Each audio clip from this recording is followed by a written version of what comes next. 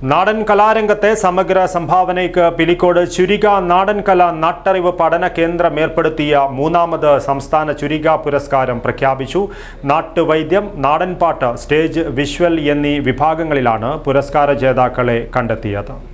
Bindu Jewelry, Kasaragod. Gold, diamond, birthstone, silver, 100% BIS 916 Hallmark Gold.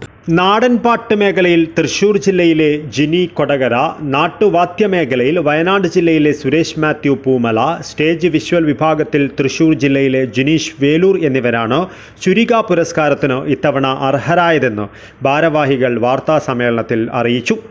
7 വർഷമായി കാസർഗോഡ് ജില്ലയിലെ പിലിക്കോട് കേന്ദ്രീകരിച്ച് പ്രവർത്തിക്കുന്ന ചുരിക നാടൻ കലകളെയും നാട്ടുകലാകാരന്മാരെയും പ്രോത്സാഹിപ്പിക്കുകയും സംരക്ഷിക്കുകയും ചെയ്യുക എന്ന ലക്ഷ്യത്തോടെയാണ് അവാർഡ് നൽകി വരുന്നത്. നാടൻ കലാരംഗത്ത് പരിശീലനവും അവതരണവും നടത്തിവരുന്ന ചുരിക ജീവകാരുണ്യ പ്രവർത്തനങ്ങളിലും സജീവമായി പ്രവർത്തിച്ചു വരുന്നു. ശില്പവും പ്രശസ്തിപത്രവും 10,000 രൂപയും അടങ്ങുന്നതാണ് ചുരിക പുരസ്കാരം.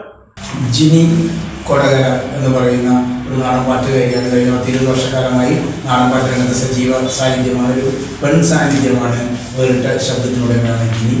നാട്ടുവാദ്യം ഉപകരണങ്ങൾ ഉണ്ടാക്കുകയും അതിനെ വായിക്കുകയും ചെയ്യുന്ന സുരേഷ് മാത്യു, വയനാട്ടിലെ 50 വർഷമായി വളരെ സജീവമായ പ്രവർത്തനങ്ങൾ ഏർപ്പെടുന്ന സുരേഷ് മാത്യു വയനാട്ടിലാണ് നാട്ടുവാദ്യം എന്നുള്ള രീതിയിൽ തിരഞ്ഞെടുക്കപ്പെട്ടിരിക്കുന്നത്.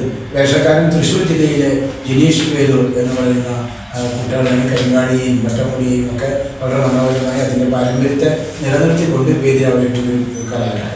വാർത്താ സമ്മേളനത്തിൽ ജൂറി ചെയർമാനും നാടൻ കലാ ഗവേഷകനുമായ ഉദയൻ കുണ്ടൻകുഴി, ചുരിക ഭാരവാഹികളായ രവീന്ദ്രൻ പുത്തിലോട്ട്, ദാമോദരൻ മുട്ടത്ത്, ദീപ രവീന്ദ്രൻ എന്നിവർ പങ്കെടുത്തു. News bureau, Cheruvathur.